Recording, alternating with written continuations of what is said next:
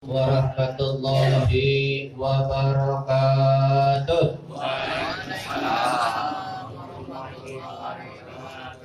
Alhamdulillah, alhamdulillahilladzi 'allamal insana ma lam ya'lam. Asyhadu an la ilaha illallah wahdahu la syarikalah wa asyhadu anna Muhammadan abduhu wa rasuluh. Allahumma salli wa sallim wa barik ala sayyidina Muhammadin wa ala alihi wa sahbihi ajma'in. Amma ba'du, rabbi shrah li sadri wa yassir li amri wa hlul 'uqdatam min lisani yafqahu qawli. Bapak-bapak, saudara-saudara, para asatidz, tokoh masyarakat, seluruh ketua DKM, masjid dan mushola kelurahan Kebagusan yang saya hormati dan cintai. Wabil khusus para guru-guru kita yang senantiasa mencerahkan kita dalam kehidupan beragama. Bapak Kiai Haji Sholahuddin, Al-Ustaz Zarkasi, Kiai Haji Mahmudin, Kiai Haji Taufik Hidayatullah MA, Ustaz Ali Khaidar, Bapak Haji Muhammad Ali, Ustaz Munir, Bapak Kiai Haji Nurul Su'aid MA, seluruh asatidz yang mohon maaf saya tidak dapat sebutkan satu persatu, namun amat saya hormati dan cintai. Puji syukur kita panjatkan kehadirat Allah Subhanahu wa Ta'ala pada pagi hari ini. Kita berada di rumah Allah, kita berada di tempat yang mulia, kita melakukan sesuatu perbuatan yang Allah cinta. Sholat subuh berjamaah. Sholat subuh berjamaah, sebelumnya kita beristighfar, minta ampun kepada Allah Subhanahu wa Ta'ala atas segala dosa-dosa kita. Yang pasti kita semuanya banyak punya dosa. Punya dosa enggak bapak-bapak? Punya.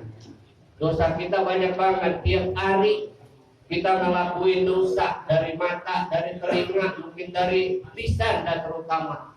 Mudah-mudahan dosa-dosa kecil itu diampuni semua oleh Allah Subhanahu wa Ta'ala.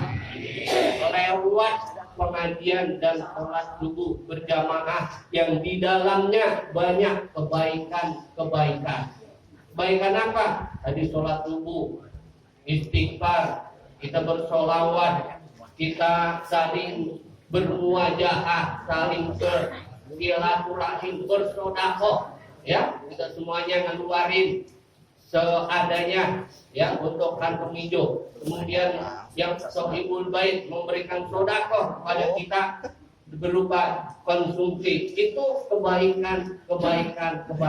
Mudah-mudahan diterima oleh Allah Subhanahu wa Ta'ala. Yang lebih penting lagi, kita udah dapat ilmu apa tadi? Ilmu tentang zuhud, ya. Zuhud itu apaan?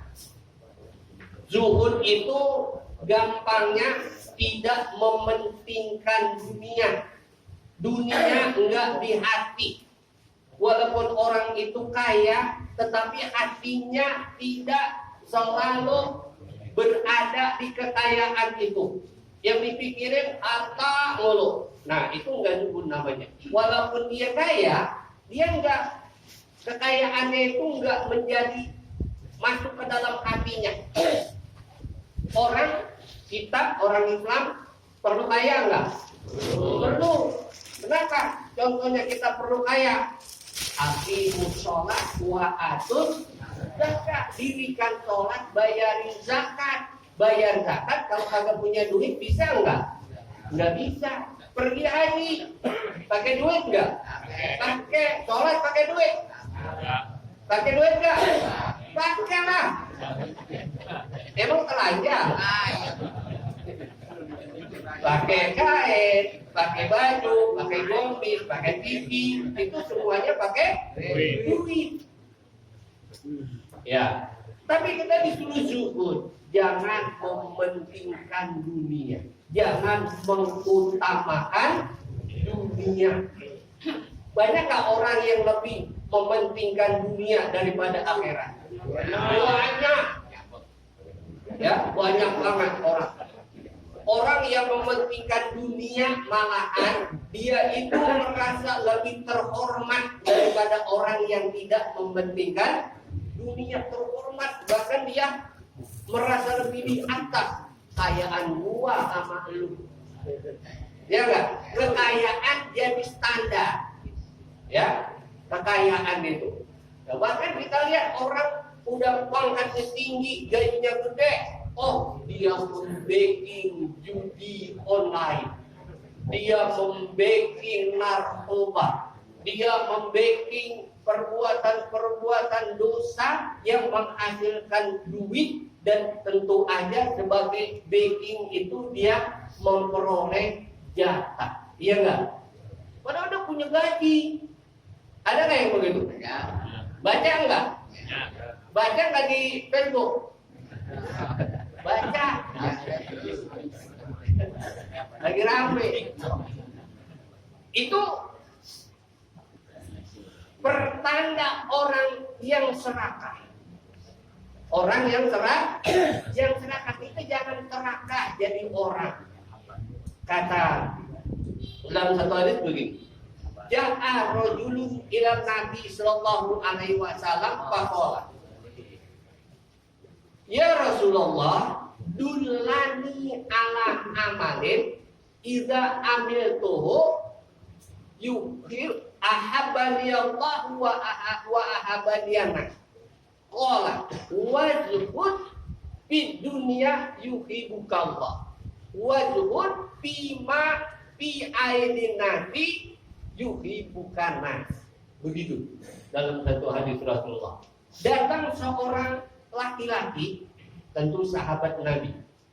Ya Rasulullah, tunjukin aku, kasih tahu aku amal apa, perbuatan apa yang kalau aku amalin Allah cinta sama saya, dan juga orang paling senang sama saya. Begitu pertanyaannya, minta amalan yang membuat Allah cinta sama dia, dan manusia orang banyak juga senang sama dia. Apa nasihat Nabi? Wazhad fi dunia, zuhudlah kamu di dunia ini, yuhibukallah, niscaya Allah akan mencintai engkau. Wazhad fi ma fi aidin nas, yuhibukan nas, zuhudlah kamu dengan apa yang ada di tangan manusia, di tangan orang lain, niscaya orang akan cinta kepadamu. Begitu kan Nabi, ya. Jadi ada dua cara atau dua amalan yang membuat Allah cinta kepada kita dan orang senang kepada kita. Zuhud di dunia dan zuhud dengan apa yang ada pada orang lain. Bapak sekalian, lawan daripada zuhud adalah tamak. Ya, tamak. Nggak ada cukupnya, biar udah banyak tuh kayak tadi. Ya, udah banyak gajinya, udah banyak hartanya, udah banyak rumahnya bagus-bagus. Tapi nggak puas, pengen lagi, walaupun yang dikepengenin itu dengan cara berdosa. Itu tamak. Ya, tamak. Di zaman Nabi Isa alaihi salam, ada seorang berkata kepada Nabi Isa, wahai Rasulullah. Nabi Isa Rasulullah bukan? Rasulullah. Ya, jadi Rasulullah itu bukan Nabi Muhammad aja. Ya, kata-kata Rasulullah itu Rasulullah, utusan Allah, ya, nabi-nabi yang diutus Allah. Saya pengen bersama engkau, wahai Nabi Allah, wahai Rasulullah, wahai Nabi Isa. Mau sama saya? Silahkan. Ayo kita jalan. Jalan. Begitu jalan-jalan capek, itu Nabi Isa bawa roti. Ada 3 rotinya. Nabi Isa makan satu, ini kamu aku makan, satunya simpen. Nah, terus Nabi Isa pergi ke sungai, apa cuci tangan, apa cuci muka, balik lagi. Roti yang satu itu nggak ada. Mana tadi roti yang satu? Kan 3 kan, dimakan Nabi Isa satu, dimakan orang itu satu, yang satu masih sisa. Begitu Nabi Isa kembali dari sungai, ditanya, tadi roti mana? Tahu nggak tahu? Oh, nggak ada. Nabi Isa nggak lihat, pokoknya nggak ada. Ya udah, jalan. Nabi Isa pegang tangan orang itu, lalu berjalan di atas air nyebrangin sungai. Sampai di pinggir sono. Demi kebesaran Allah yang telah memperlihatkan kekuasaannya kepada kita. Apa kekuasaan Allah itu? Diberikan kemampuan bisa jalan di atas air. Itu dengan izin Allah. Demi kekuasaan Allah, kebesaran Allah yang telah diperlihatkan kepada kita. Tadi roti yang satu kemana? Enggak tahu. Kata temennya Nabi Isa, sahabat Nabi Isa. Udah. Terus jalan. Sampai di satu tempat di hutan. Lalu Nabi Isa nanya lagi, mana roti tadi di mana? Enggak tahu. Ya udah, enggak banyak cekcok Nabi Isa alaihissalam. Kemudian Nabi Isa mengambil segenggam kerikil, diambil, lalu dengan izin Allah jadilah kamu. Maka dengan ucapan itu Allah izinkan jadi emas itu kerikil. Kerikil jadi emas, itu salah satu mukjizat Nabi Isa alaihissalam. Nah, ini emas kita bagi 3. Buat saya sebagian, buat kamu sebagian, yang sebagiannya nanti buat orang yang menyimpan roti. Orang yang mengambil roti. Oh, saya yang ambil roti. Baru aku dia. Setelah dikasih lihat emas itu. Nah, udah kalau gitu ambillah semua emas ini, kata Nabi Isa. Dikasih tuh emas semuanya buat dia. Udah, Nabi Isa pergi. Begitu Nabi Isa pergi, ada 2 orang. Ngapain? Mau merampas tuh emas, mau membunuh dia. Kan itu rampok 2 orang, dia sendiri. Salah nggak? Salah dia. Sekarang begini, daripada kita berbunuh-bunuhan, kita bagi 3 aja nih emas. Setuju nggak? Oke dah, setuju. Bagi 3, ya, tumbuk, 3 tumbuk. Nah, tetapi kemudian kita ini udah jalan jauh lapar, ya, lapar, coba beli makanan ke sono warung.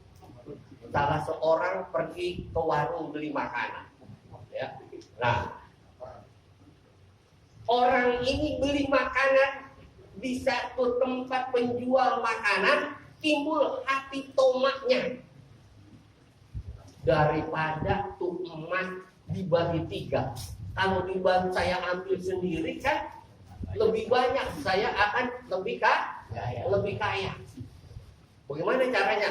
Kalau gitu makanan yang saya beli ini kudu ditaruhin racun, diracunin rumah anak di dalamnya, kan racunnya kan kelihatan. Udah pulang dah ceritanya. Pulang, kemudian sampai di tempat mereka berkumpul. Orang yang di tempat berkumpul juga udah punya tekad.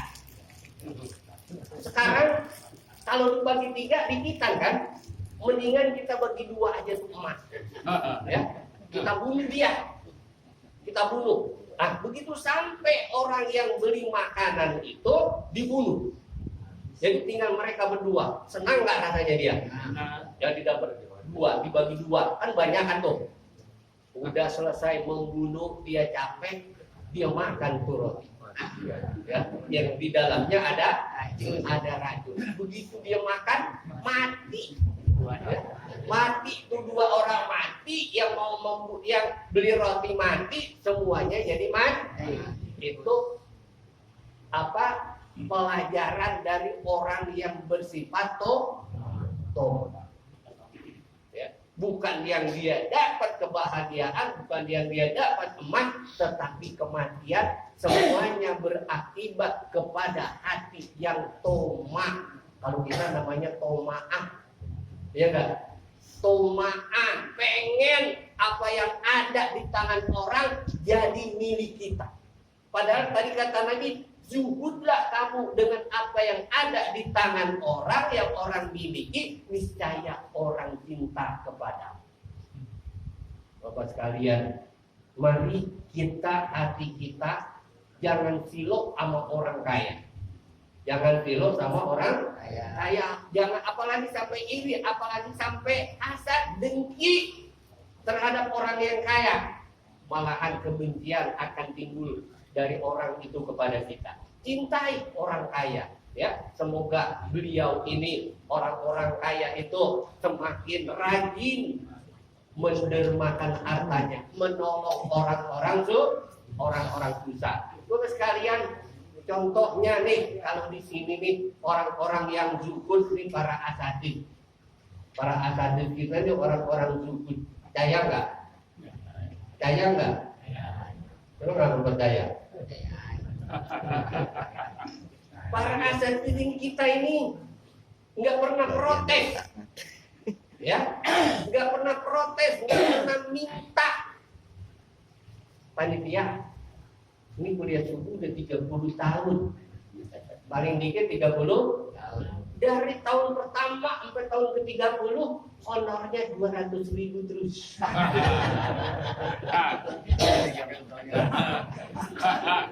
Pak Lurah aja udah berapa kali ganti, ya enggak? Minyak berapa kali naik, ya enggak? Tapi para asatid ngusul nggak supaya ditaikin? Enggak. Kenapa? Zuhud. Udah aja ya. Itu. Ya saya bukan minta, bukan. Itu contoh zuhud aja. Ya. Assalamualaikum warahmatullahi wabarakatuh.